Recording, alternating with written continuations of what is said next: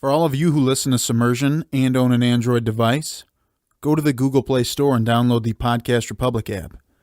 It's a fantastic app that allows you to get all of your favorite podcasts directly on your Android device. I personally use the app and I love it. I can search for the podcast I want to listen to, select it as a favorite, and have it just a click away. Make sure to select Submersion as a favorite so you don't miss any of our new episodes. Again, the app is the Podcast Republic app, available on Android devices. Episode 57, am I right? Woo! You're right. Real low key, I like it. That's how we started up. This is when we officially started. Oh, yeah. We're going. Even though we just had all of our nice little small chit chat that people might have been interested in, like, what's a good name for a dog? Right. Very Let us interesting know. things. Yeah. Send us an email. Yeah, What's a good definitely name for a dog? 100% send us an email. Yes, we yes never or get no emails. on Bobby, and yes or no Bobby, on right. Kevin. Kevin's a good one. Yes. Kevin, which would be condensed to Kev. And then ice cream. That was another one I threw out. Mm-hmm. Icy for short. Yes. Icy. I think these are all disastrous, by the way. They're great. Don't worry about it. Okay. And also, do not forget, we're seeing if you guys want to do this or not, but we have a Discord channel now. You can get on there, talk with all your other super fans. Yeah, just chit chat. That place Are you guys is ever on popping it? right now. We have a brief history of hiding dicks in cartoons. If you want to read the article, stop on Yes. by. Wow. You know, Those are the types of things you can expect us to post. you I can guess. see. I mean, you can that's see the our content I want. You can see our Capitan El Capitan Kyle with snakebite piercing, Oh, yes. yeah, wow. Yes. if that's your thing. That was a So, pretty incredible picture. A lot of good content. You know, I could put the picture of Alex with Donald Sutherland if you guys want to check it out. So swing on by. Yeah, put that up. His boy Kiefer. Donald, his dad. No, this is Donald. What? This is Donald. Oh, whatever. You got the picture of him and Russell Wilson? I've got years? all of them. I got all of them. Oh, yeah. Yeah, we didn't find him the third time, but he's out there. He's looking for us, so we'll find him one of these days. We will. Dude, Brom, something that you might not actually realize, you have the honor of being on the line tonight with an NCAA bracket champion. That's right. Ooh. Really disappointing. I think I may have been last in the league. No, there was some guy I saw who's out after maybe. round one. Yeah. There's a guy who just had a terrible bracket, but I was pretty close to the bottom. Like I had a rough go of it. And I was pretty open about it because I sent an email being like, I know nothing. Like I literally looked at the blank bracket and was like, oh shit. I'm screwed. I have no idea what to do with this.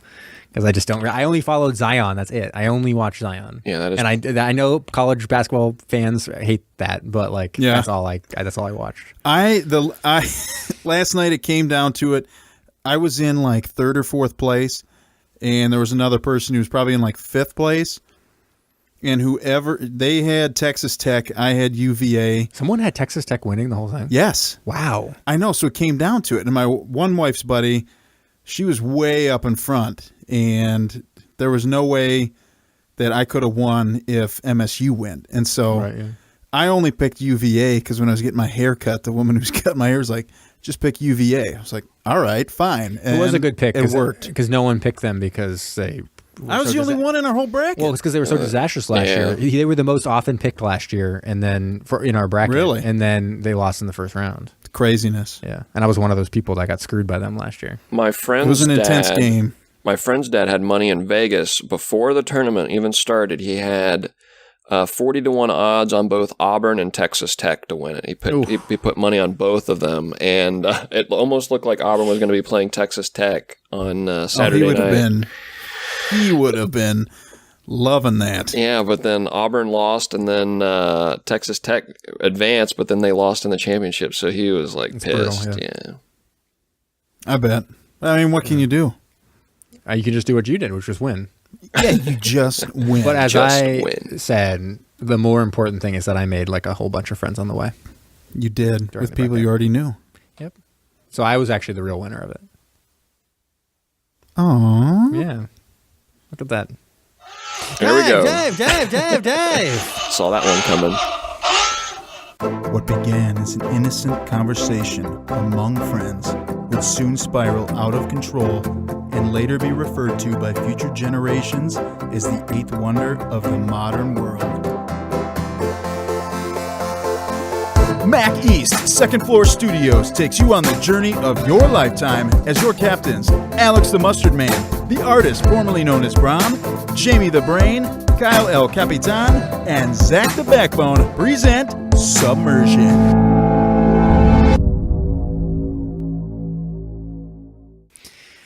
Yeah, you kind of have to see that one coming.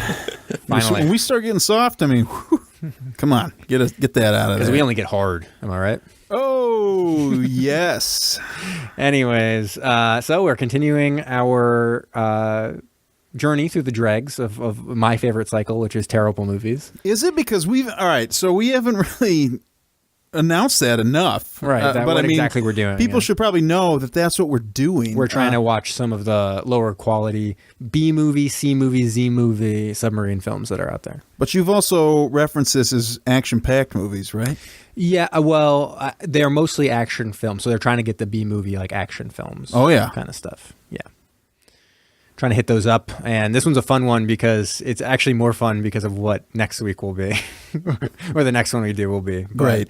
Brom, what did we watch this week? Well, guys, we watched Crash Dive. Crash Dive. And it's not even the only film called Crash Dive, right? Isn't there another one? There I've is. There's got an old another one. one on deck for us called Crash Dive. Yeah, it's an older film. Yeah, from But like the 50s. This is the newer film from like Newer. 1990. 96. 96, there we go. Yeah. And guys, I got to say, over 20 years old. Yeah. dude, I coughed when I saw that Michael Dudikoff was in this movie, and sent a shock through my system when I realized that it was a shock arbitrage production. It is, And yeah. I don't know about you guys, but I don't really like when there's comedians like Christopher Titus in serious movies like this. But I don't want to sound like a Titus. And I couldn't believe that Catherine Bell was also in this of JAG fame. What Brom is getting at is that there was a lot of famous actors in this. How that long did you everyone work knows on and that? loves. I was thinking about it at work today. It plays be into working. my countdown, so I had to fit it in there organically. So I think that was pretty seamless. It was. Yeah. I enjoyed it. I did too. But yeah, so this is a Dudikoff film, a Dudikoff production. Not really. Ashok what is it? Ashok Armitage? Whatever. I feel like you mentioned him quite a Production. bit. Yeah, so he's a producer in a lot of really bad films. I think he was a producer on Battlefield Earth, and he was like a producer on Street Fighter: Legend of Chun-Li. Like he's a producer on several of like the Hall of Fame films for Really? badmovietwins.com. Yeah. So you just want to get on the Hall of Fame of badmovietwins.com. That's badmovietwins.com. That's right. You just bring in Arshak. How do you say his name? Arshak Armitage or That's something? right. I think that's right. Yeah. Oh, Something okay. like that. Yeah. Ashok Armitage. Yeah. But yeah, he's made and then this time in the 90s though, he was making a lot of these action films. So I think he was also a producer on some of the other submarine films we've done. Like, I think he may have been one on not Street Sharks, Steel Sharks and stuff like that. I think. I wouldn't be too shocked if he was a producer on Die Hard. Was he? No, I don't think so, yeah. Based on this film, though. I don't think so. But yeah, so, and this was kind of one of those ones. Dudikoff was probably most famous for being American Ninja. I don't know if you've ever seen that film. No. By Canon Films. It's kind of it was like a knockoff ninja action film, and he kind of continued in a series of these films, and this is kind of continuation of his career from there. If you look on IMDb, his trademark is listed as usually plays the hero in low-budget action movies. Yeah. He unfortunately got stuck doing that kind of stuff almost solely because he did American Ninja. Really? In like the 80s, yeah.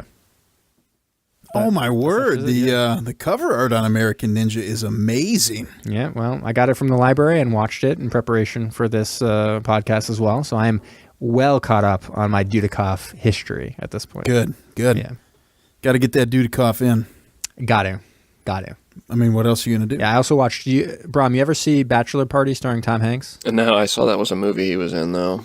Yeah, he's in that as one of the friends and friends of Tom Hanks. And Looks pretty fun. yeah, it's a probably wouldn't fly by today's standards. Just from it's quite offensive in a lot of regards. It's both sexist and racist and homophobic. Quite homophobic, in fact. Actually, specifically triple transphobic. threat. Actually, But So basically, Kyle.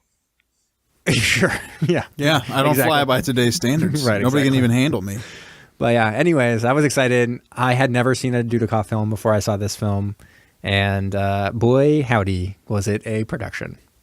So should we get into it? Yeah, I think we should. And with the premise that when terror strikes Right. from the darkness of the depths below, crash dive. Was that the tagline? It's the cover.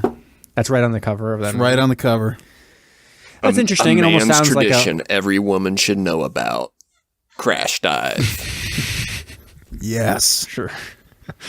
Shocking, That doesn't even- shameless, sinful, wicked, and the party hasn't even started.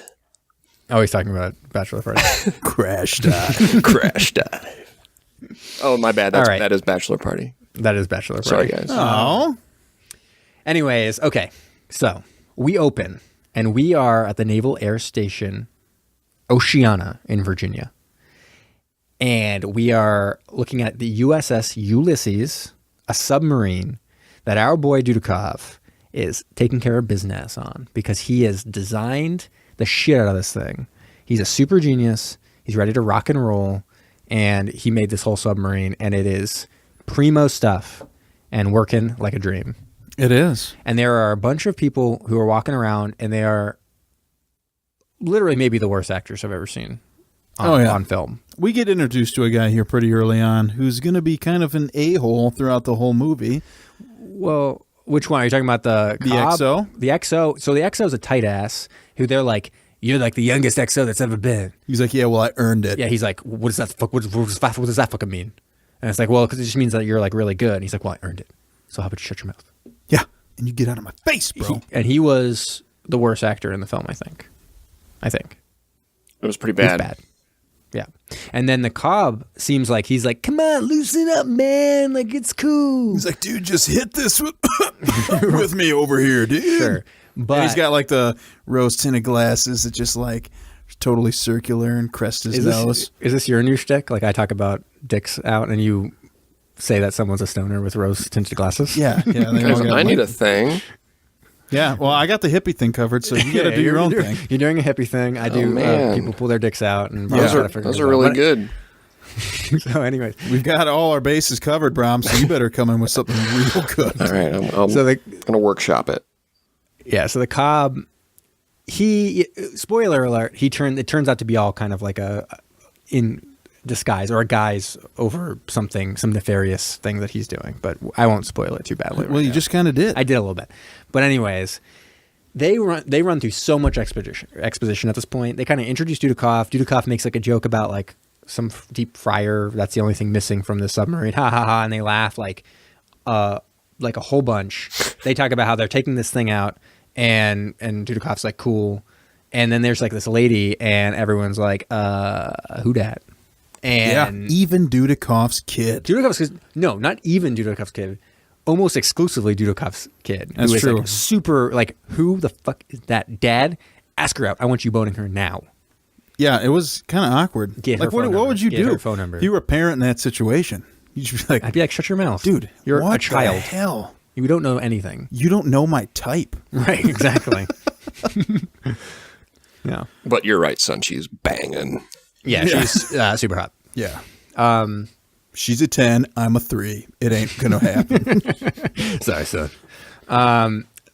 So the submarine launches. We get our first scenes in the sub. And how big does this submarine look? It's like they're in a fucking warehouse at times. Oh, man, it's huge. They're falling down like multiple stories. I know, dude. Yeah, when they were even like showing, I'm like, what is this thing? Like 80 feet tall? It seems gigantic. It's huge. Yeah. It looks like a factory. But anyways, the captain's super old, which was kind of interesting. Everyone's giving the XO a hard time. He like kind of sucks. Well, I think some guys were making jokes. Yeah. They're mentioning the crash diving. Yeah, right away. They're like talking about crash diving. He's like, would you ever crash dive a submarine that had Tomahawk missiles on it? Like, In what situation would you do that? Well, we wouldn't do that, sir. Yeah. So he's a giant buzzkill. And we finally get the title screen at this point. It's been like a while into the movie, and finally it's like crash dive. I wish they would have done it right when they said crash dive. It was just dun dun And then it just kept going. And then we get a random scene of singing. I feel like this is like now becoming like a trend in these action films where all of a sudden 90s action films, they do this? Just like they randomly will have scenes of like people joshing around in like just of the crew. This is a meaningless scene where they were just like literally singing their little hearts out. And rapping too. And rapping. Yeah, there's a whole rap scene and they loved it. They fucking loved it. It was like spinning a basketball on a finger. Like they loved it in Sub Down. This one singing, everyone's like, fucking yeah, sing it. Dude, they couldn't get enough. Yeah. Especially like the old white dudes in the sub. They were loving it. They couldn't get it. They love basketball and rapping. What can I tell you? I don't know. Yeah. Anyways, Dudikoff's still chilling. He's at his house with like a pool and shit. He's having a pretty great time. Just being except a dad. his kids there ruining it. He's like, dude, I'm trying to get my drink on. And you're over there crapping your pants. So they have a raging storm when they're out in patrol in the submarine. And they get a distress signal saying that some Russians are like stranded up above. But you should also note or whatever. They showed lightning strikes. Yeah. Worst ones I've ever seen in my life. Wow. If they were real, I apologize, but they look like the fakest thing I've ever seen. I'm going to go on a limb and say they were probably fake. Oh, good. Right. But also they were from Schindler's List. That's actually the stock footage from Schindler's List. So now you're making fun of Schindler's List. Is it seriously? Yikes. No, I'm joking. I was like, what the hell, dude? That's not real. But so then they're like 10-1 odds, hurricane's coming, and these jokesters are going to get fucking crushed, right? They're going to die. And the XO is like, no way, we're not bringing randos onto my submarine. Like, get out of here. And the captain is like, okay, son, come over here. Let me teach you a little lesson. And he pulls out his dick and he goes, does this dick look like an uncaring robot dick? No. He's like, you know what it looks like? A fuzzy caterpillar. Yeah. And he's like, pet this thing. He's like, yeah, exactly. And does a fuzzy little caterpillar let some people die because of a hurricane? And the XO goes, no, you're right. You got to let those people on. And so they bring these people on as first of all, terrible plan by the terrorists, right? Let's get stuck in a hurricane. It works. It does work. But I'm just saying, like, they could very easily have just died. And, like, they barely hear this distress signal. Terrible plan. But it works. Fine. Whatever. And you just called them terrorists, which we don't even know at this point. Okay, sure. James. And so there are a bunch of the survivors. And then there's one of the survivors is a woman. She's looking pretty tasty to these submariners who have been out at sea for a whole day. And my God, they haven't seen a woman in 24 hours. And watch out. She immediately starts sleeping with the guy. Yeah. So she's like in the shower. Someone brings her some stuff in the shower and they just start boning. And she's got her breasts out, like just like her breasts are exposed, which is something that I occasionally enjoy in one of my films that I watch. Bachelor Party was one such with Tom Hanks and Michael Dudikoff. Yeah. Many breasts to see. And I was like, interesting. I'm interested in this. I put my glasses on and I was like, interesting. Wife walks down, what are you doing? I'm studying cinema. This is a film. This is a quality film. Yeah. So then at this point, the trap is sprung, and not the only thing that is, because that guy's moaning. And the terrorists are killing people and getting weapons and stuff like that. Dude, and she even chokes out her lover. Right. And the thing we can find some solace in is that he died doing what he loved. It's true. So she didn't need to sleep with him right before she killed him, but she did. Right. So who's the real hero here? Clearly she is. Yeah. And he is. They both are, really, together. So they disconnect communication, and this kind of alerts everyone to that something's wrong, right? Because on the big old grid, and one thing that's really funny about these types of films is there was so much, like, interactive viewer stuff in this film. Like, the submarine had all kinds of viewers of it, like, moving up and down in the water, like, randomly. Like, there's no way they'd build that. It'd just be, like, a number on a table or whatever. Yeah. And then back at, like, headquarters, it also was this giant map, and it's just, like, it, like, blinked out of existence as the communication was cut. And they were like, the USS Ulysses is out of contact. And so the Pentagon, with that hot lady, is like, give me Dudikoff, and give me the president. Like, so first, just think of the hierarchy there, right? Mm-hmm. Who's the first person he says they need? Dudikoff. Second person. The president. Who's most important here? Yeah, who's the president? Dudikoff. Dudikoff. He's now the president now because of that. I like it, yeah. Yeah. So on the sub, The terrorists shoot the captain almost immediately. And he's like, I'm the captain now. And then the XO is a hero because he tries to escape. Like, he's the only one who kind of like is behaving kind of how maybe he should. He's the only one who mans up. A little bit. He tries to escape a bunch of times. He tries to beat people up a whole bunch of times. It's also like, I know it's tough to say because like in that similar, if I was thrown into that similar situation, I probably would be like a coward and be like, whatever you want, I'll do it. Fine, whatever. Like you want the submarine up over there? Fine. I'll drive that submarine this way. Like I'm not saying that I'm like a hero. I'm probably a full on coward and would be the worst. But there's also a reason why I'm not like in the Navy on a submarine. Yeah. All right. Because I'm a giant coward and I did not sign up for that. Well, fair enough. Right. Or would you be the guy, you know what? I bet the XO was just going so gung-ho because he wanted to say, I told you so. Maybe. He's like, you know what, guys? I didn't want to pick these people up. You guys did. This is so stupid. Now I got to save everybody's ass on this sub. But I'm just saying that the people who are steering the submarine, when they're talking about how they're going to launch nuclear missiles at Washington, D.C., I would have probably tried to crash that submarine into the bottom of the ocean. Well, yeah, they were just like, all right. Yeah, exactly. And I understand. We'll do it. Like, it's tough. I mean, I know you got to go through certain rounds of attempted escape and stopping without having to resort to that. But there was a certain point later in this film that we'll talk about where it's like, okay, maybe there's a line that's been crossed here. Yeah. You should have stopped this from happening. But anyways, the terrorists put everyone to sleep using gas and take over the submarine. Now there's only like a few people. One guy. Yeah, except it's a gas mask and he's going rogue. It's the second worst actor in the entire film was this like rando skinny guy who found a gas mask and hid by like the escape hatch, like in the submarine. Everyone else is piled into this one room, and we only occasionally even see them from now on as they attempt for hours and hours to try to plug up some leaks in this one room. Oh yeah, dude, and the water is always at the same height. They're like, we're gonna drown. I'm like, dude, no, you guys are fine. Like it's been like that for a while. Yeah, 2 hours later, they're like, shit, we're gonna drown. It's like you've been drowning this entire time. Yeah, it's like, you're good, guys. Yeah. So anyways, Dudikoff arrives. They pick up Dudikoff. He brings his son. He arrives. Well, hold on. Okay. Now the Pentagon has two plans that they discuss because we cut back over and they say, all right, we can either pay them the money and hope they won't blow up the world. They specifically say we have two options. That's what they say. And then they say, or we can try to sink them. Then immediately they're like, or the third option, get Dudikoff onto that sub and disarm the missiles. Right. And Dudikoff's like, I'm out of the game, man. And then his little kid's like, but Dad. And he's like, shit. Can't believe I had this fucking kid.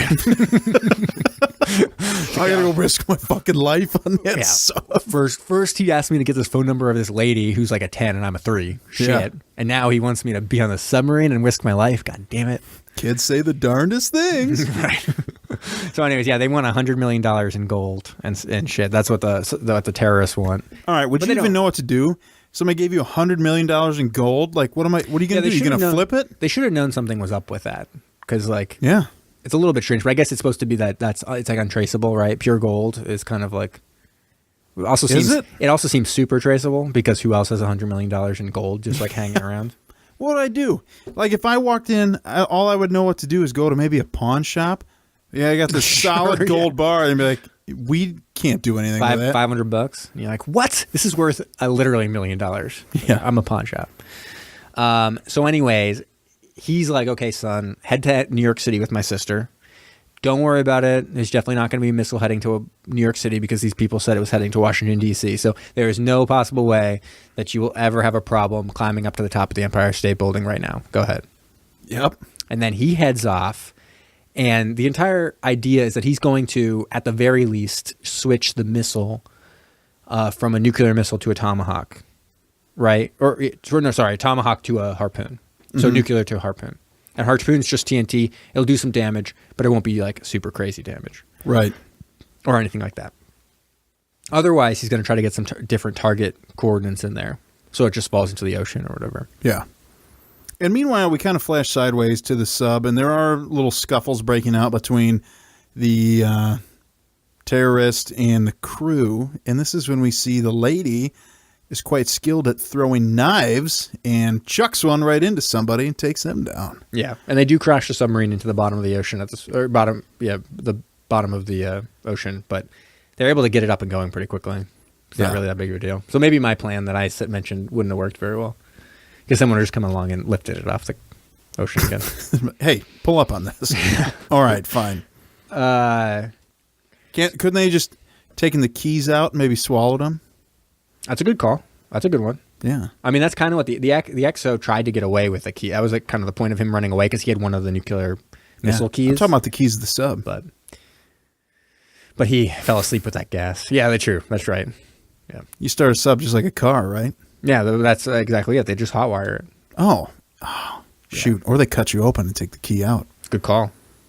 So anyways, Dudikoff's getting onto the sub. He kind of like just takes a little submersible that way. Seemed like it was going to be super deep because they're kind of on the bottom of the ocean. This one I thought would have been like the hardest part in the movie, and he made it pretty darn easy. It was really super easy. Yeah. He gets in through this escape hatch. He kind of like... He knocks on the side of the sub. Tells Christopher Titus what's up. Christopher Titus, he's on a long string of like jokes about like Clinton and Clint Eastwood and shit. Is like, he's just like on point. Great comedic actor in this film. And he is like, oh, there's nothing out there. Don't worry. It's just a couple of dolphins. And he does like a dolphin impression. And you're like, oh, hilarious. Now, did this come out? Was this after Down Periscope? This would have been... This was 96. Was Down Periscope 95? Could have been. I don't know. I have no idea. Why? Are you saying? Because of the dolphin noises and all that stuff. Yeah, but what about Sub Down? That also used whale stuff. All kinds of whale stuff. I think that was later. Yeah, that was later. But I'm saying that it seems like it's a theme. Yeah, but making them with the mouth, that's what I'm thinking. Oh, I see. So anyways... same year. Wow. Amazing. Yeah. And so he uses diversion. He gets in. He kind of he finds that person who's been hiding near the escape hatch the whole time, who wants to help out. And one of the first things he does is he wants to go tell the people who are kind of driving the submarine and doing the coordinates, stuff like that, what's up. And he needs some coordinates to help out or whatever. Yeah. And he drops them some juicy fruit. He like kind of lets them know by like dropping some gum down there. Oh, As like well, a he's message got it on like it. hooked onto like a Leatherman or something. Which seems like super obvious and like... Yeah, hey, what's that hanging from that vent? Everyone would see it because it's like, it would catch your eye immediately. You'd be like, what the fuck? It's like literally a shiny piece of tinfoil that he's like dangling from the ceiling. Yeah, with a knife hook to it also. And there's the other terrorist, I guess, who doesn't notice it. Reminds me of Napoleon Dynamite's brother. He kind of looks like that. He does. He looks just like that. Actually, I think it's the same actor. I hope so. It's not. So anyways, what else we got going on here? They yell out some coordinates for him.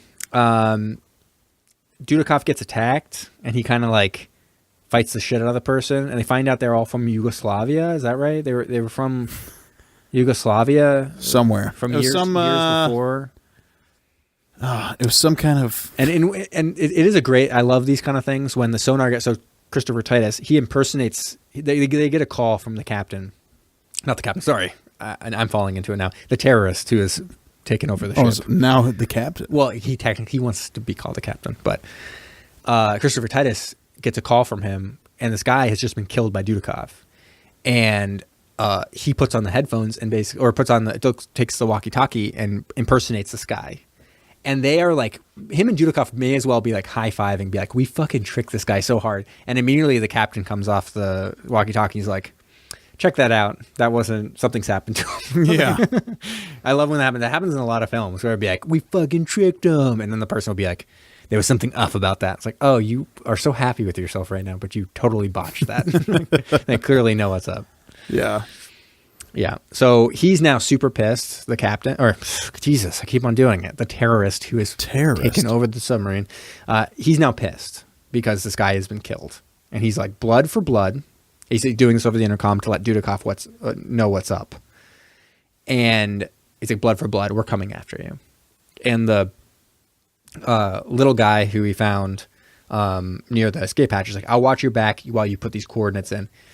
And he is immediately killed. And the woman comes up and just like slits his throat like it's like he's a dog in the street. Yeah, the only useful thing is that his body is heavy enough that it warns Dudikoff that something has gone wrong. And he totally abandons changing the coordinates at this point. Mm-hmm. And they even get a hold of... Carter had a special radio to radio back to the Pentagon. And he like loses shortwave transmitter or something. Yeah, he totally loses at this point, like a dope. Basically, he runs around being like a dope the whole time at this point. Well, dude, now he's in total darkness because, well, now the terrorists also radio back to the Pentagon that he's dead. They said, Dudikoff's dead. We're moving up the time. Get us this money or else we're blowing up New York City. I think they even changed it at this point that it's going to be New York City. We did have a real touching scene, though, when they said he's dead, and we see the woman who his son wanted him to hang out with. Yeah, right. Netflix wink, and wink. chill with. Right. She, like, looks at the kid, and he's sleeping in her office. Like, better not wake him up and let him know. Right. She's sleeping in whose office? The kid was. No, the kid's already in New York City. Oh. You totally misremembering this. I'm misremembering this movie. Okay, start over. All right. Yep. We're starting over. Okay. Episode 57. All right.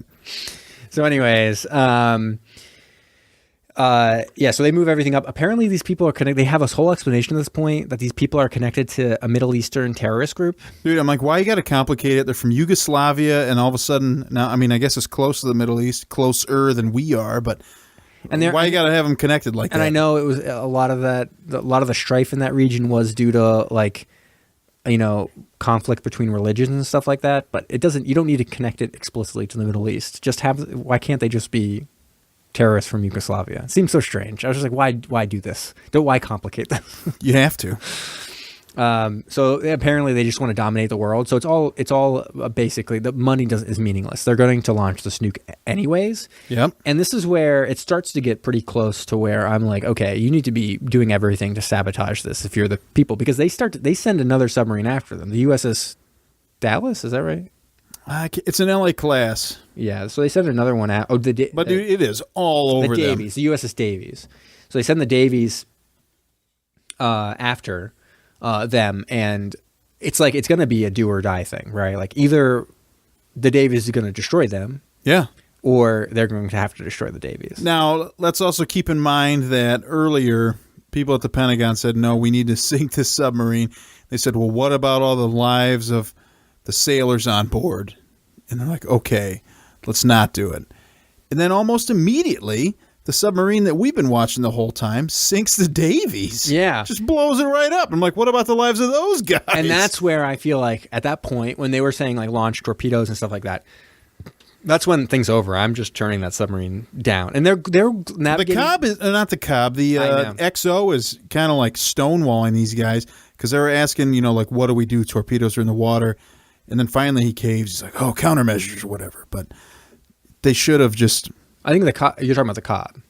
The XO was always... Well, the XO was stonewalling. I think, and then, was it the Cobb who interjected? The Cobb was the one who shot them off and stuff like that. Yeah. But that's where, like, if you're driving the submarine, that's where you're going through, like, a cavern. Like, any small... Run into a wall. Any small move, and you're fucked. And it's like, at that point, it'd just be like, I'm not going to sink the USS Davies. Like, I'm not going to kill, like, a whole bunch of innocent, like, people. And also then, because we killed them, we're going to launch some nukes. Like, get out of here. New York City. Like, that seems crazy. Like, and as I said, if I was on the boat, probably I'd be a coward and I'd do whatever they said. But theoretically speaking, if I'm in the Navy and I'm driving a submarine, I think this is a part where you say, I'm going to drive the submarine into the side of this cavern. And we'll see what happens. Probably we all die and we stop New York from being nuked. Yeah. So it's kind of a lose. What's win, right? What's wrong? I guess lose-win situation. Take this to an ethics class. Who knows? Who knows? So anyways, at this point, Dudikoff dispatches the lady assassin. So she gets killed. So no more naked lady for us. Only that one scene. Alas. Oh, yeah. But don't worry. She does kick Dudikoff right in the face before he kills her. Actually, you notice in this fight scene, he never lays a hand on her at all. He's always playing. He's always dodging. Yeah. Then eventually she runs into her own knife. Yeah, she kills herself by stabbing herself. Because I was like, we can't have a hero like beating up a lady like this. And I'm like, they did it so he doesn't. Yeah. So anyways, now once they've destroyed like the Davies and stuff like that, they're preparing to surface and fire. And so Dudikoff, what does he got to do now? It's time to do or die, bro. He's got to jump into the middle of that shit. So he literally jumps into the middle of that shit. He's in the middle of like the command center. He throws people through glass. There's like, a shootout going on. Big old shootout. the XO throws a gun to the Cobb, and then the Cobb turns around and shoots the XO in a terrible effect. Like you could see, like he had it looked like a cone on his head that was going to explode when he was supposed to be shot in the head. It looks awful, but yeah, he gets killed by the Cobb. Crisscross. Yeah, crisscross. The Cobb is a total bad guy and is like, fuck you guys. Like, I did this because... And he mumbles while he talks about the explanation of why he would ever do this in any scenario. Yeah. It actually doesn't make any sense. But then... Guess he's been radicalized by that Middle Eastern terrorist group? Yugoslavian Middle Eastern terrorist group. Yeah, I don't know. But now, all of a sudden, Collins, the helmsman, tries to become a hero, and he's like, we're going to crash dive this. And, oh, yeah. Because he's like, we're going to go so deep so this launch won't work. But then it doesn't really work. But then this really cracked me up. In the middle of all this, like there's so much going on, out of nowhere, there was somebody with a southern accent that's just like, we're losing engine power. That was the guy who was doing the crash dive, I think. Was it him? That was Collins? He was southern. He was real southern. It's like crash dive. Why'd you grab your nose when you did that? Because that's what he did. He said crash dive. And oh, okay. Sorry. I was like, does that help you do a better southern accent? No, it doesn't. It doesn't at all? No, actually, it was good. And so anyways, Murphy chases after Dudikoff, right? That's the Cobb. Chases after Dudikoff at this point. He's like, I'm going to fucking kill you. They run into a factory of some sort at this point, which is 3 or 4 stories high. It's crazy. They're fighting all over the place. All right. This fight scene is incredible. First of all, he also distracts. Dudikoff carries around with him, apparently, a voice recording of himself in order to distract people. Yeah. Because he has this at hand to set up to be like, hey, I'm over here, or whatever it said. Yeah. And then the Cobb was like, wait, what? Well, that's when you're using skills like that, that's why they call you before they call the president. Yeah, probably. They're like, wow, this guy's got it all figured out. But also in this fight scene, it was amazing because Dudikoff like kicks this guy in the face. And like you mentioned, they're in a factory type setting. And he starts climbing up a ladder. Yeah. The other guy is still standing up, and he has a gun in his hand. And while Dudikoff is slowly climbing the ladder, he doesn't even attempt to shoot him. He just starts climbing the ladder after him, and then gets like kicked right in the face again. What? Yeah. I mean, maybe he wanted to do it like a man. He's like, no, we're going hand-to-hand combat. But at some point, you think he'd be like, it's right here. It's right in my hand. I could just shoot him. Yeah. Yeah, it's that was crazy. And then there's another fight. Is this where we get the wrench fight? Not yet. Not yet. Because that's right. Yeah. Carter goes and he redirects the missiles. Right. And he redirects them right at Canada. Did you notice that on the little map? Oh, really? Yeah, he moved up. They were no longer at the U.S. They were at Canada. So he's like, sweet. Like, all right, man. But it didn't go there. They went to New York. I know. None of it made any sense. And I was like, well, it got encrypted. I guess is that what it was? Oh, maybe that was it, yeah. They had like the counter hacker kind of working his thing to encrypt it as they put the coordinates in. Oh, okay. The Napoleon Dynamite guy. Right. And so... And now he gets attacked by a terrorist with a wrench. Right. And this is not the captain terrorist. This is just a different terrorist? Or is this the captain? I think the captain's later. Yeah, I think it's later as well. There was all kinds of crazy stuff here. At one point, this guy is almost like a lucky coin type thing. He like distracts this guy with like... In my memory, it's like literally him jangling some keys, and the guy's like, "Wait, what?" And gets like punched in the face. It was kind of crazy. Well, think about if you were in a bar fight or something. Somebody's, you're about to get your ass kicked.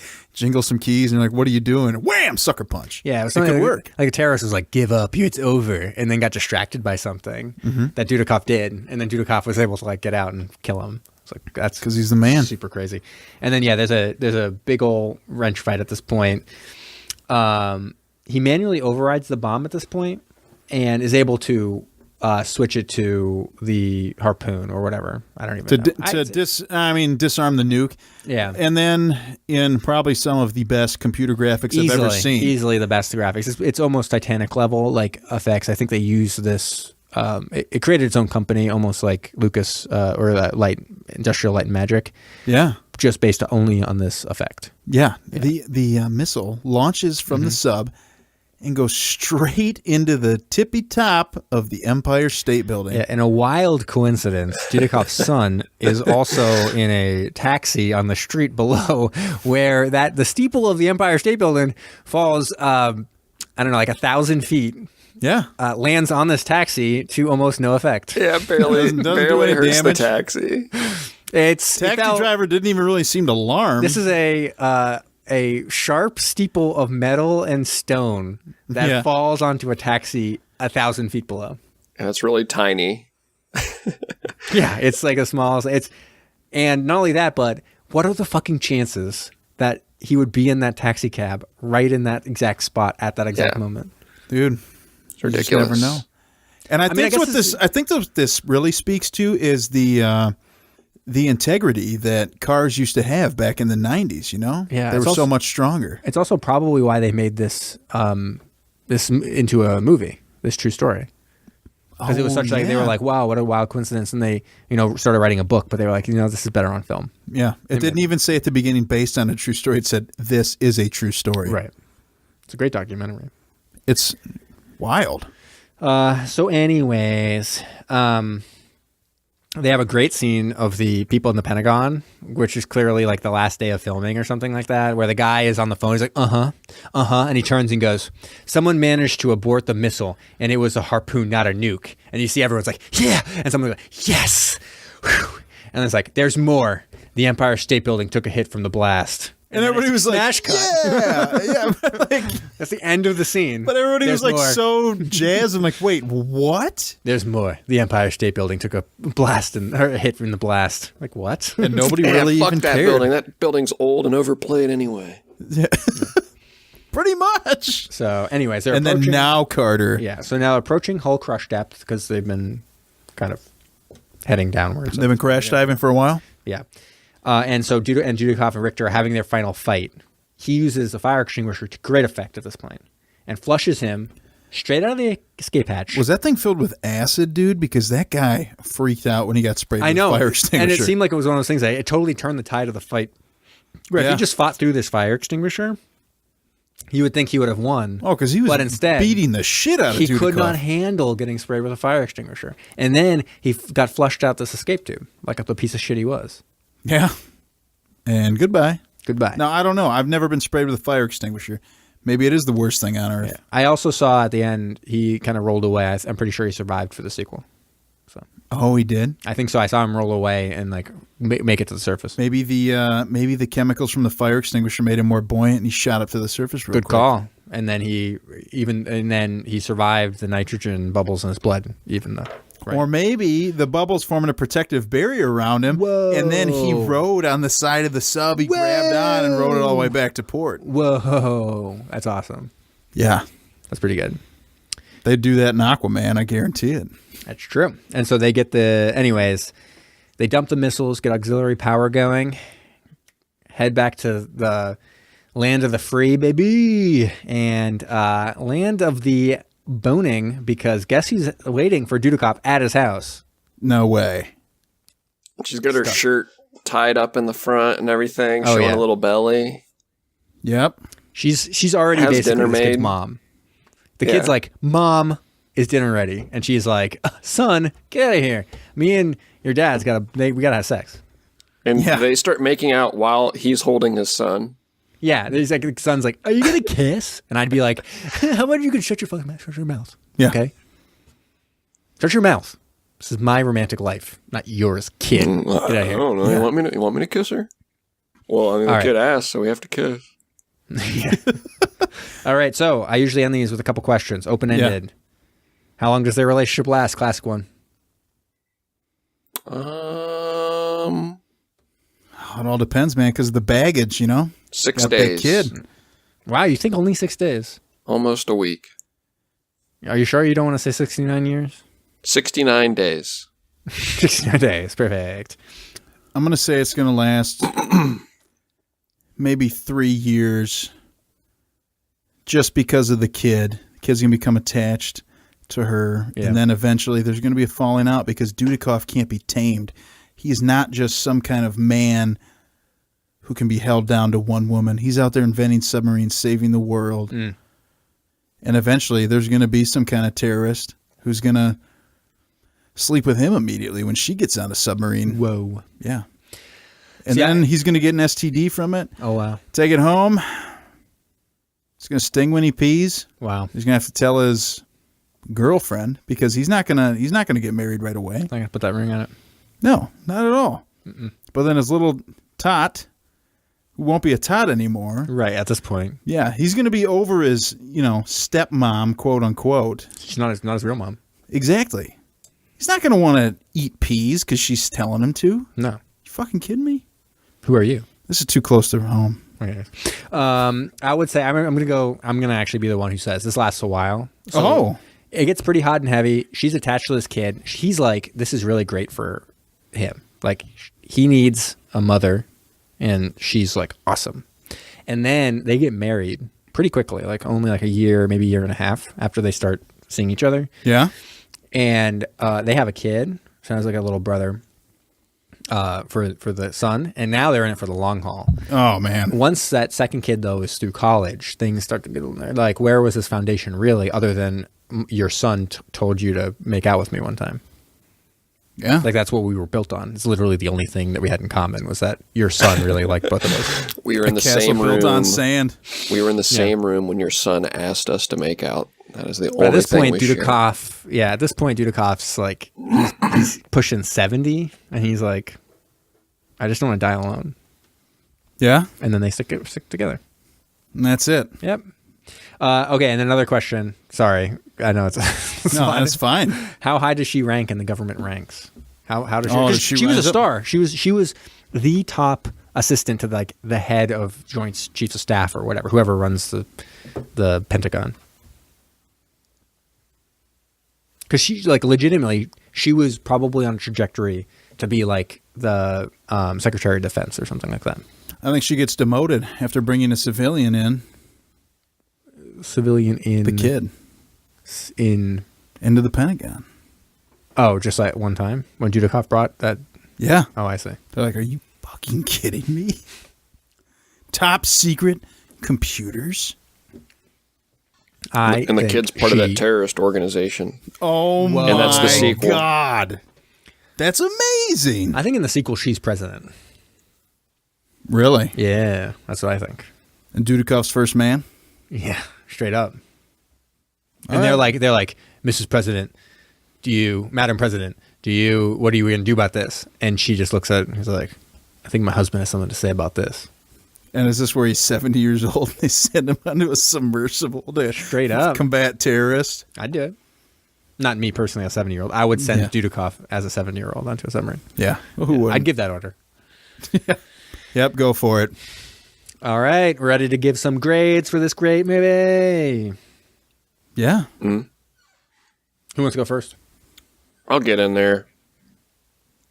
I'll hop in this sub. And I'll say this movie, on a quality level, kind of reminded me of what we kind of got out of The Chamber in terms of acting was not great. You know, there's a good movie out there with this kind of plot. You know, I thought it was kind of cool that, you know, the sub was getting eaten up from the inside out by these terrorists, and they were able to get a Navy SEAL on board through one of the torpedo tubes, and he was kind of building his team as he navigated the sub and, you know, picking up, you know, accomplices to help him. And that was kind of interesting. But ultimately the acting was just so bad, and it got some horrible, the action scenes were really weak, and the Empire State Building was easily the biggest offender for me in terms of the CGI and just the storytelling with how oddly inconvenient the kid, like if the kid's not going to get injured, like what's the point of dropping it directly on the kid's car? Like that's why so even have him go to stupid. New York City or anything like that? Just have the kid disappear. Like he didn't even know his kid was even really in danger ever, because it wasn't really clear that Dudikoff knew that the missile was going to head towards New York anyways. Like he seemed to always think it was going to DC. Yeah, that kind of just changed on the drop of a hat. Yeah, I don't know. Yep. So about a chamber for me, and the chamber I gave a 3, so I'm gonna give this a 3 as well. It's a good call. All right, I'll go next. Okay. So I will say that I was a little surprised at how much I wasn't necessarily enjoying myself for the first part of this film. I thought it kind of went pretty slowly. Acting was awful, like really bad. Some of the worst we've seen, probably. Even when you look at something like Agent Red, I feel like this is kind of falling below that. Every once in a while with these films, we'll have one character or one like very minor part where you're like, how did this person even end up being in the film? There were multiple people who were like major characters where I was like, did these people have careers? Like, I'm so confused how they actually kept on acting and stuff like that. But so I wasn't necessarily super enjoying it. I did think it picked up in the last like 30 minutes or so, where it's really hitting some of those crazy fight things where I was like, what is happening here? The Empire State Building, things like that, where it got pretty kooky and crazy, that I started to enjoy myself a little bit more with it from like a bad movie point of view. So I won't say that it lived up to everything. Like, it wasn't necessarily like, I thought Steel Sharks was a more through the entire thing, you know, above expectation, but also funny at times, et cetera, whereas this is more kind of stops and starts in terms of like kind of fun stuff. I think Steel Sharks, I was a 3.5. Yes, you were. Yeah, so I was going to come in just under that at I don't know, maybe a little bit below. I'm not sure I'm going to go exactly a 3. I'm going to go 2.5. 2.5? 2.5. I thought it's just that there's one. It's the end that it wasn't the whole film. Oh, okay. Yeah, That was good. The actual end scene was just so stupid. Like, yeah, to have her kind of like with dinner on the table and like you made her into like such a strong character throughout the movie, and then you just kind of have her as a tropesy housewife at the end for no good reason. She's second in command at the Pentagon, and then she's like serving dinner to retired Dudikoff. Yeah, exactly. She should have been like, we're getting takeout. I'm fucking busy. I got reports and stuff to take care of. Also, we blew up a sub today. I don't know if you remember the USS Davies with like 60 people went down. You know how much paperwork I have to do? I got to write a big report about that, and you should probably help me. Yeah, and you're going to have to explain to every one of their families how you didn't stop that from happening. Thanks, Dudikoff. I think Carter is his name in the movie. What we're saying is their relationship lasts 17 minutes. Yeah. He's like, jeez, what a bitch. So I mean, we had just watched Submerged. Submerged is bad. And then we saw this. And I was like, wow, this is... I was even having a conversation with my wife because she'd watched some other movie that was really bad. And I was like, you know what?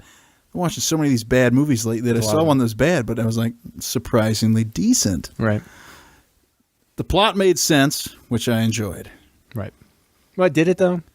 Submerged did not. Submerged did not. That's true. Good call. This Good call. did. Yeah. When I look at anything else, I'm like, all right, this makes more sense. Yeah. But yeah, the Yugoslavs from the Middle East. The Middle East. Who actually only want money. Gold. They don't want money, though. But they do want money, but they don't want money.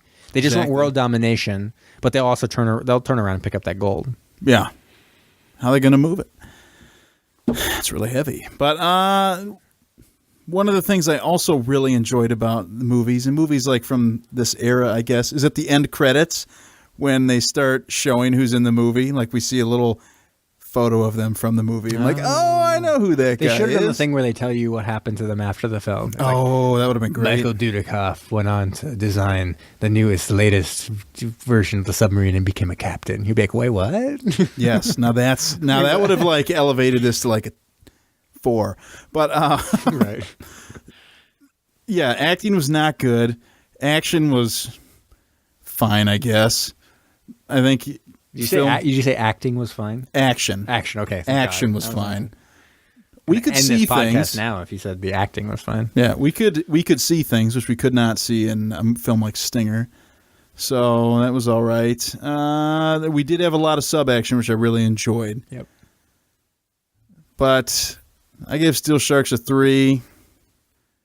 I like Steel Sharks Because the lucky coin. Yeah, the lucky coin is a huge differentiator. Like I feel like movies aren't taking advantage of how much I enjoy like really stupid shit like that. But there's a wrench battle scene in this. There is a wrench battle scene. Good call. Wrench battle scene's pretty good. And immediately when he gets onto the sub, he is holding a wrench in his hand. Now, granted, it's not like a traditional there was a lot wrench. Of wrenches, it's a pipe wrench, you know. There's wrenches everywhere. When when those people in that room are trying to fix a leak, they have wrenches. At one point, they just show people like working on the sub when they first launch, and someone just has a wrench and they're like using it on a ladder. I'm like, I'm not even sure. Isn't this sub like kind of new? Why do you need to fix it? Yeah. Dudikoff was just there fixing everything. Why do you have a wrench out? Well, anyways, they could fix it better. Maybe. So, man, I don't know. With watching Submerged, I feel like this. It's tough. Yeah. I am, because I'm like, I don't want to like over elevate it, but I like Steel Sharks more. Although this movie is fine, I'm gonna give it a 2.99. Cool. Just under Steel Sharks. That's good. Yeah. And one thing I did want to mention that I kind of forgot while I was rambling about my review was it is great just to see in the 90s just how hard these B movies went to the Die Hard formula. Oh, because I mean, like, immediately there's so much ripped off of Die Hard for this. Like, it's basically the same thing, and it's always the same thing. Terrorist takes over somewhere. Yep. A guy is kind of sneaking around who has made his way in there. There's always kind of like a family element to it. He's got some kind of He's got some kind of line of communication with them. Some kind of line of communication. And Crawling through vents? And a big one is always that there's some smarmy guy who kind of comes in to like work with the terrorists. In this case, the Cobb, who was working with terrorists, but also turned out to be in leagues with the terrorists. Yeah. But like in Die Hard, there's a guy who's like, I'll take care of this. And he goes in like, baby, you need sales me guy. to help you, like with this or whatever. And in all these Die Hard knockoffs, there's that guy to kind of be like the smarmy guy who's going to like screw everything up for for our real hero. And there was another Dudikoff film. It's available on Amazon. And of course, I was trying to catch up on all things Dudikoff. And so I watched part of this one morning while I was exercising. And I've never seen something more of a knockoff of Die Hard. Really? Yeah. The terrorist's name was Carlos Gruber. So the name in Die Hard was Hans Gruber. Right. So this one is Carlos Gruber. And then there was an exact replica of that sales guy, smarmy asshole guy. Are you serious? Who was like a news anchor who swept in to be like, hey, baby, I'll help you communicate out there. And I was just like, Jesus Christ. Do they have no original ideas? Seemed like they were just straight up knocking off Die Hard like over and over and over and over and over again. And this is one of them. Well, hey, man. Yeah. That one was on making money somewhere. And it was involving kidnapping the vice president. Really? It's pretty good. Dudikoff had to get onto the plane by flying on a stealth fighter, and then they hooked up to the plane, and he climbed aboard. No, they did not. Mid-air. What? Yeah. Anyways. But that's not the film we were talking about. Anyway, should we get some trivia? Let's do it. All right. So claims online. So online, it's claimed that Dudikoff's other submarine film, Countermeasures, is a sequel to this film. Oh, good. But he plays a different character. The name is totally different, so makes had to change no sense. His identity. Oh, maybe he was in WITSEC. Exactly. That'd be a good idea. Anyways, Andrew Stevens wrote a book called Producing for a Profit that had a whole chapter about this film. So his story is he wanted to pre-sell a film to Japan and couldn't figure out what they liked, and his buyer kept on shooting down his ideas. He had this pen, and it had a submarine in it that went up and down when you moved it around. And he asked about submarines, and they got super excited. So he pre-sold it without anything more other than it's going to be a submarine film for $350,000. He realized after that it wasn't just submarines, and he ended up making 7 of those, but all kinds of pieces of military eye candy. So then he pitched to Germany, and they wanted a lot of action but no gore, and pre-sold that for $450,000. Then he went to Korea, and they wanted martial arts. So he pre-sold that for $350,000. Then when he got back home, the American buyer just wanted a star. And so they suggested Dudikoff. And so they wanted to know, the only other thing they wanted to know was the name of the film, and he made up Crash Dive on the spot. He then told the writer, make it Die Hard on a Submarine. He then took the poster for Hunt for Red October and replaced Connery's face with Dudikoff's, and everyone loved it. Finally, he needed a promotional trailer to show people to get more money before they shot anything. He knew the DOD would never approve anything they were writing. He thought about getting a helicopter and flying around trying to catch some submarines diving and stuff like that. No way. Real Tony Scott. Right, but eventually he called up Disney and asked about stock footage from Crimson Tide. They sold it cheap to him, and he made a trailer from that stock footage and from other Dudikoff films, and everything fell into place, and he was able to finance the film. And then the last line of that chapter says, "Remember, it's show business, not show art." Wow.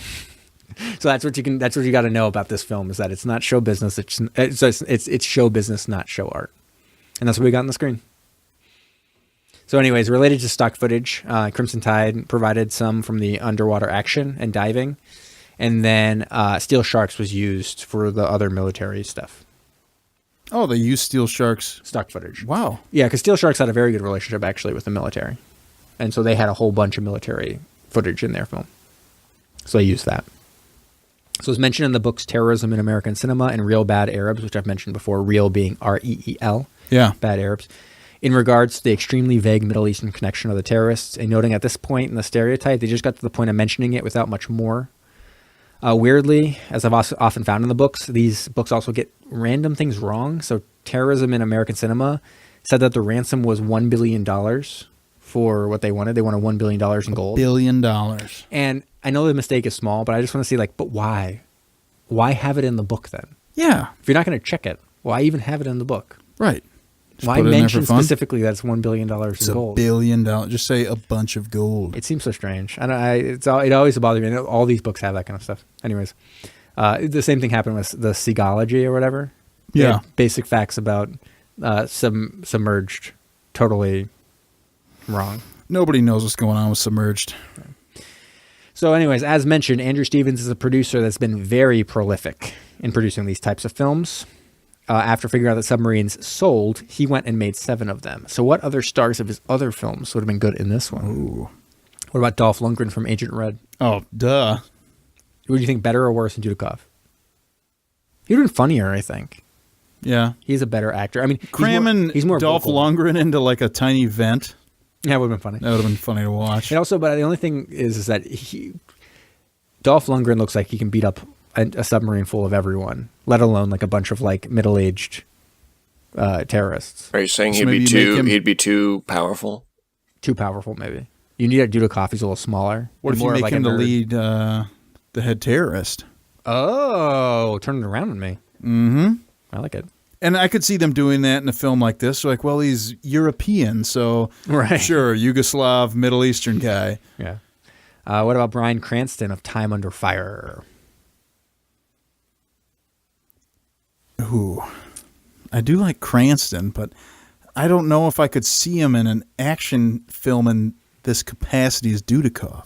No, I don't know if he would necessarily have to be Dudikoff, though. I think he could have been the Cobb, secretly the bad guy. Smarmy, real smarmy. Actually, he did play that. He was the one who played the smarmy asshole in that other Dudikoff film. He was Cranston was? I'm not even joking. Yes, that one I Wow. watched. He was the smarmy news anchor. Bryan All right. Cranston. What about Gary Busey from Steel Sharks? Yeah, that loose cannon. All right, is he from Steel Sharks where he's really subdued? No. Oh, he's wild? Yeah. Okay. I want to be the terrorist, though. It's tough, though. Yeah. Well, he could be one of the guys who's like going wild and Lundgren's trying to reel him in. But, you know, Gary Busey is... Make him he the can't be admiral. tamed. Ooh. Oh. Well, but then he had to be subdued, probably. What about, so there was another film he produced called The In-Laws, which was like a romantic comedy that involved the selling of a submarine, which just seems very strange. But Ryan Reynolds was in that one. So what about Ryan Reynolds? Brom, what do you think? I guess you'd have to be our Dudikoff guy when you get like that much talent. Yeah, I think so But too. I mean, think he'd he be is a good. comedian. He could play our Christopher Titus role. Oh, good call. Maybe I this like is that. a young Ryan Reynolds. Yeah, so young Ryan Reynolds in the Christopher Titus role. Yep. What about Ed Harris? So he was in the film Emergency Blow. So he played a police officer going to a Christmas party at his wife's company. And they're going to try to work things out, right? But Yeah. The party's on a submarine. So terrorists led by Hansel Gruben takes over the sub and ends up with Ed getting Hansel into a torpedo tube and launching him into the enemy ship. The catchphrase is, "This really blows." Emergency Blow. Yeah. So Yeah, I'd like him as Dudikoff. For sure. I mean, obviously, I think that's just an. He's obvious got to thing. be. That he would probably be I did like when he has opportunity to climb through air shafts, which is he does. top of my list of things. He wouldn't even really need to climb, though. It'd be like a slip and slide for that guy. True. He would have a little trouble in the final battle because he has to climb up those ladders. Yeah. And then his hands would be all greasy. He'd be trying to climb up the ladders. Mm-hmm. The good thing is that he'd be climbing up, then the guy behind him would be climbing up, and that's how he defeats the guys. And he slips and falls. That'd be pretty good. Can you imagine him trying to tie the knot when he's lowering that piece of gum down? It's impossible. It is. When you're that greasy. Just instead, it's just they just feel the drips of grease falling from the ceiling. They look up. They're like, "Oh shit!" Ed, is that you? Ed Harris? Sorry, guys. All right, and then we're quickly going to do Phantom Zone. Engage the Phantom. Phantoms engaged, sir. Against all odds, I have done this one before. Yeah. So he has been involved in some of these, but Jay Acavoni, who played the Cobb Murphy, he was also in Time Under Fire with Bryan Cranston. Larry Poindexter was in Time Under Fire, and he was also in Steel Sharks. Gary Busey in Steel Sharks was in Under Siege. Duh, and I use that one all the time. Wow. Because Under Siege can very easily get to Pearl Harbor, which can very easily get to Phantom. Yeah, it's gonna be funny when we watch Pearl Harbor and it turns out there's no submarine at all. You're gonna have to go through, redo every single one of them. At that point, it'll probably be at like 75 movies. You'll be like, it actually. wow. I feel like it should be pretty easy. Well, whatever. Yeah, I think you found enough pathways. So I want to apologize. I guess the other crash dive, I said the 50s. It's from 1943. Oh, it did win an Oscar. Really? Yeah, which the film we watched. Also certainly did not. Oh, it didn't? No. Oh, surprisingly. You're right. It won some Golden Globes, but no Oscars, I don't think. Right. All right. The stage production won a few Tonys. And the soundtrack obviously won a Grammy. Let's get out of here. I mean, that was obvious from what we saw on the screen. Give it the EGOT. Almost. All right. It's subs worldwide. So the helmsman on the sub's name is Collins, and he's also literally the first guy that they show in the credits. Really? Yeah, Mr. Marty Yost. So I decided, let's do the Australian Collins Class Submarine. Wow. They've got one. So this is a diesel-electric submarine. It was the largest diesel-electric sub in the world when it was commissioned in the 90s. Designed by the Swedish company Kockums and assembled. Sorry, what was that? Kockums. Sorry, say it again. Kockums. Say it one more time. Kockums. Great. And assembled in Australia, where the U.S. also came in and put sensors, controls, and weapons onto it. And Australia and the U.S. used special acoustic treatments on it. So the U.S. was involved in this. Obviously, if it's the biggest one, the U.S. is involved. Duh. So the length of this submarine is 254 feet. That is pretty long. Yeah. Almost a football field. Almost. Should add a little, like a steeple, like on the Empire State Building. Even there's goalposts, which adds to its wow, acoustic. I don't know what qualities. Like yeah. What's the word? What's the word? It's like a tuning fork. Yeah. Characteristics. Yeah. So it has a beam of 26 feet. That's almost as long as we saw in the movie, right? Yeah. Yeah. When it was clearly like 80 feet tall or whatever. Oh yeah. It's ridiculous. So huge. But this is width. Oh, that's width. Yeah, width. Yeah, sorry. So it has 3 diesel engines with 3 generators that generate 1,400 kilowatts. While on the surface, it can cruise along at 10 knots, while submerged 20 knots. It holds 58 people, and for weapons, it has 6 21-inch torpedo tubes, 22 torpedoes, and harpoon missiles, or 44 mines.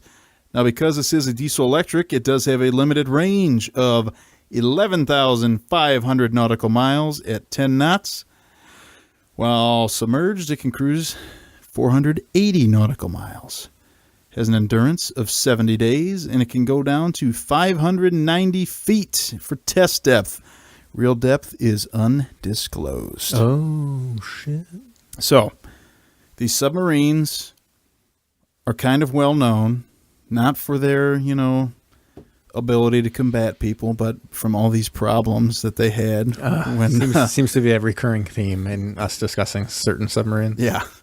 They had all kinds of technical problems, suspected foul play, and bias during the design selection. Whoa, what? I know. Saboteur. Yeah, I was like, sabotage. This sounds very exciting. Improper handling of design changes and many deficiencies in their ability to operate, among other things. If you get on the Wikipedia page for this thing, it's about a mile long. It's pretty interesting. So to go along with this, the Royal Australian Navy, which I'll refer to as the RAN, hasn't been able to keep enough submariners around to operate the fleet. They have 6 of them. In 2008, only half of them could be manned even. That's a shame. It is. It's like, what the heck? You guys got 3 just sitting there doing nothing? So some of the systems, while there were problems with a lot, some of the systems were actually performing better than they expected.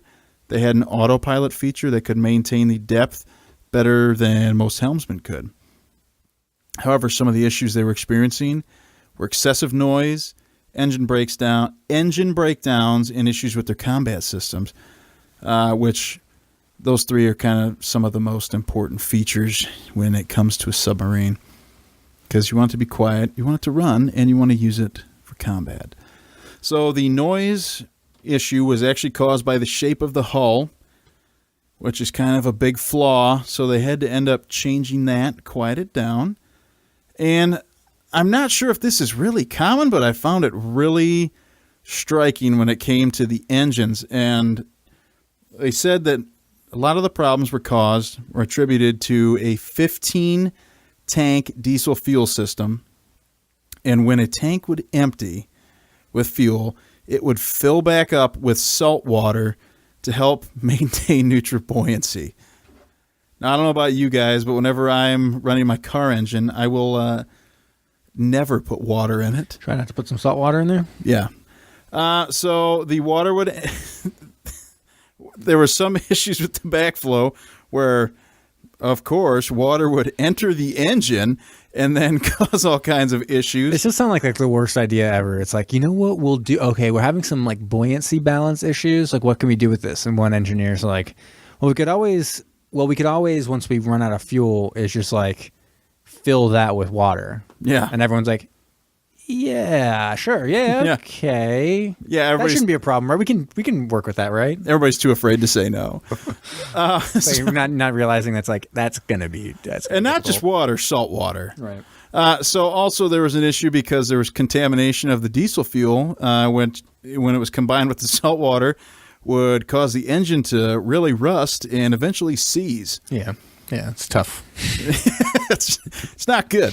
The propellers were also screwed up. They were machined by hand in Sweden, and if the pitch was off, that would cause a really big problem. And the Australians were not super thrilled about it, so they sent it. They didn't even consult the builder in Sweden. They just sent it to the U.S. They said, please fix this. The U.S. did.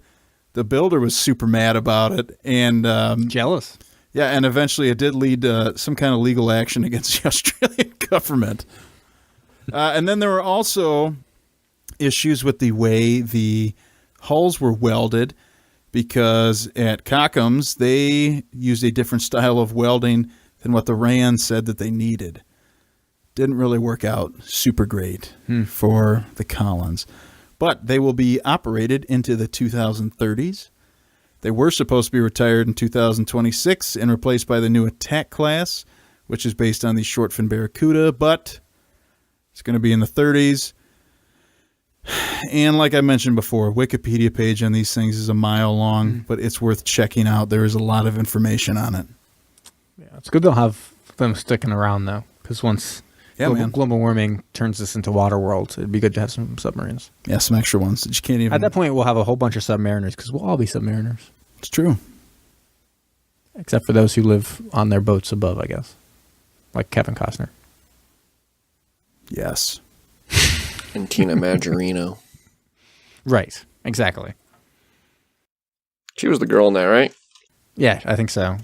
Speaking of Napoleon Dynamite. Yeah, that's true. Napoleon Dynamite references. And confirmed she was the Waterworld girl.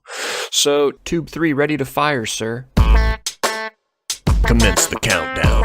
5, 4, 3, 2, 1. Give it to me. Tonight, I mentioned it, alluded to it a little bit earlier. Kind of going back a little bit to what we did with the Baldwin brothers, help us to learn, help our listeners to learn a little bit about our Baldwin brothers. Tonight's countdown is called Dude, I Coughed on a Bell, You Tight Ass. Nice. Oh, here we go. I'm going to give you some trivia about 3 of our biggest actors in this film, and you are going to tell me which of the 3 you think it is. Catherine Bell, Michael Dudikoff, and Christopher Titus. Good. Sweet. All right. And it's gender neutral. I'm going to refer to them all as actor. So if I say this actor did this, it could still be Catherine Bell. Okay. That's what they want to be referred to. They're trying to do away with actress. They're all actors. All right. And we support them in their endeavors. Isn't that right, Jamie? No, 100%. Okay. And I think that's a good thing to say on this podcast, just to make sure to clear out exactly where we stand. Exactly. Right. We're all in accordance here, except for Kyle. Exactly. So first one tonight is... Whatever. This actor studied child psychology. I'll let you guys work together, the Bowling brothers over there. Oh boy. Child psychology. I don't think it was Dudikoff. You think it was Bell? I think it was Bell. I do too. I don't even think it was Titus. I immediately just thought Bell. I think it's Bell. All right. That is incorrect. It was Michael Dudikoff. No, really? I thought I knew so much about Dudikoff. Oh, Studied child psychology. I don't know in what capacity or how long or anything like that. It's just that is the extent on it. We can Amateur thank child psychology. We'll thank IMDb trivia for that. That is the reference tonight. Is IMDb He trivia. mentally tormented the child on the set of this film. And he's like, I remember child psychology, baby. Yeah. All right. This actor's father married 6 times. The celebrant of the 6th marriage was a lesbian Elvis impersonator in Reno, Nevada. Titus? That is correct. Ding, ding, Oh, good. 1 for 1. Guys are on the board. Well, 1 and 1, not Yeah, 1 1 for and 1. yeah. 1 for 2. This actor named their daughter after their father.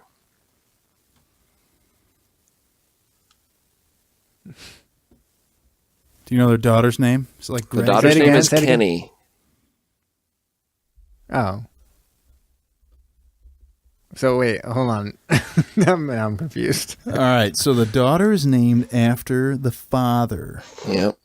So it's named So after this the daughter. actor The named girl. the daughter- The girl's named after their grandfather, basically, because this actor named their daughter Kenny I after see. their father. Kenny Bell. Kenny Dudikoff. Kenny Yeah, pardon me. Titus. I guess it would help to say this actor named their daughter after the actor's father. Right. I thought you were doing some kind of like joke or like one of those No. jokes about like the doctors. I can't operate on this Yeah, child. yeah, Like yeah. it's my daughter. Nope. And I'd be No. like, wait, what? None of that. Do you think it's gonna be? Are we gonna come back to Michael Dudikoff, or are we gonna head over to Bell? You think? I don't know. I don't think you would do that. He wouldn't make it that easy on us, right? We go like 1, 2, 3, 1, 2, 3. So do you think Dudikoff? I think it's Dudikoff. I also think it's Dudikoff. Correct answer. Christopher Titus. Named Kenny it after Titus sounds better. Named it after his father, who had married 6 times at that point. Right. Titus. Damn it. These are hard. That I didn't bastard. study. Because we don't know these people. I know the Baldwin brothers like the back of my hand. Yeah. This actor is trained in Brazilian Jiu-Jitsu. Dudikoff. It's gotta be, right? I don't know if it is. But Come you on. think we should go for it? He's an action star. Well, we don't have to be on the same on all of them. See, I think it might be Bell. I think this might be a trick. This is the trick? I think it might be. I say we go Bell. All right, let's go for it. Bell.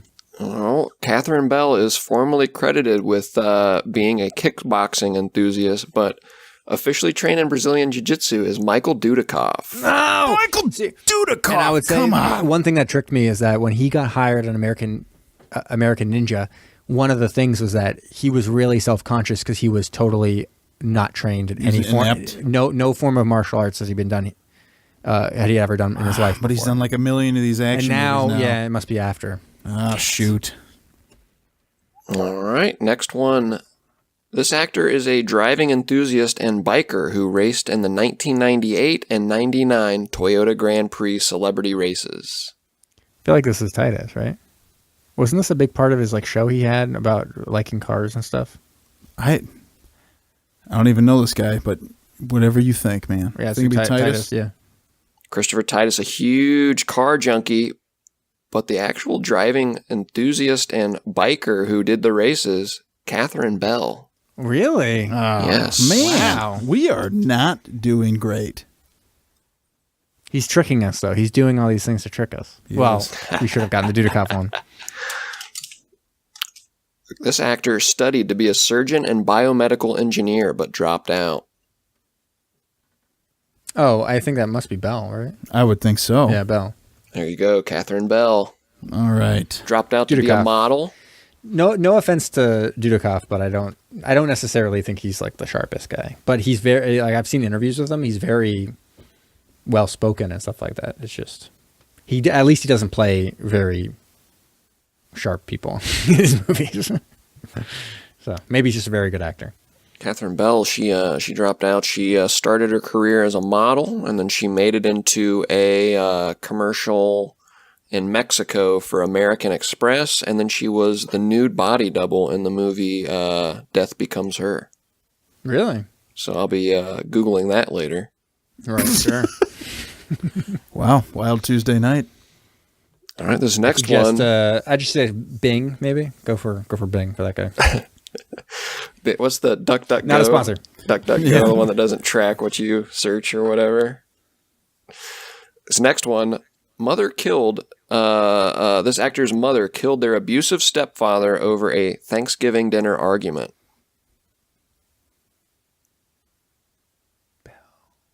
I would think it would be Bell. I think it's going to be Bell. Bell. Correct answer is the quite troubled Christopher Titus. Wait, No after way. he married 6 times?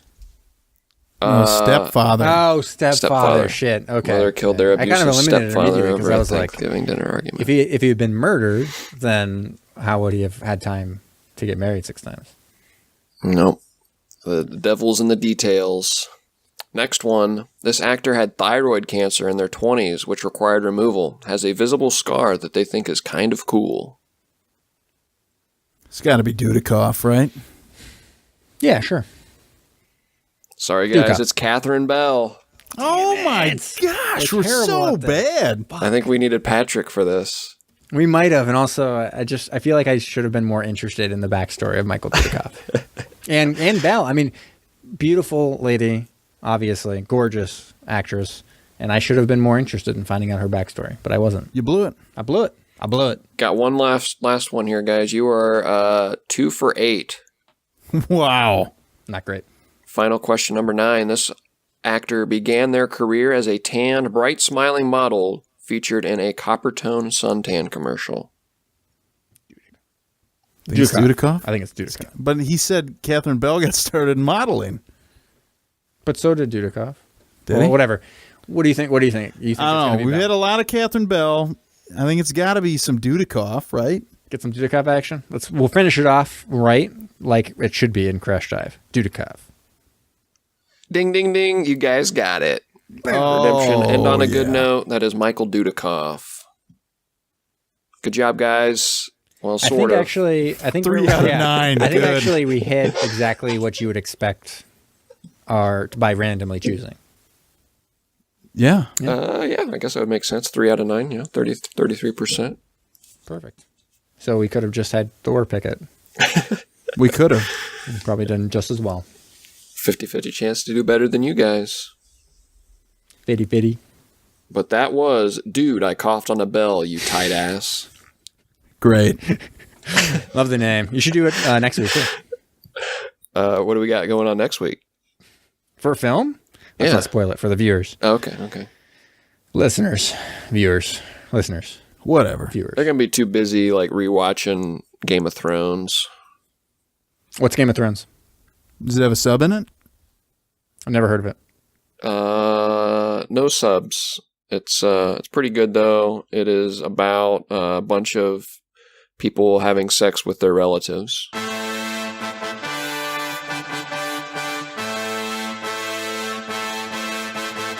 Thanks for listening to Submersion. Follow us on Facebook, Instagram, and Twitter. Don't forget to subscribe for new episodes every Thursday. If you like what you heard, please leave us a rating on iTunes.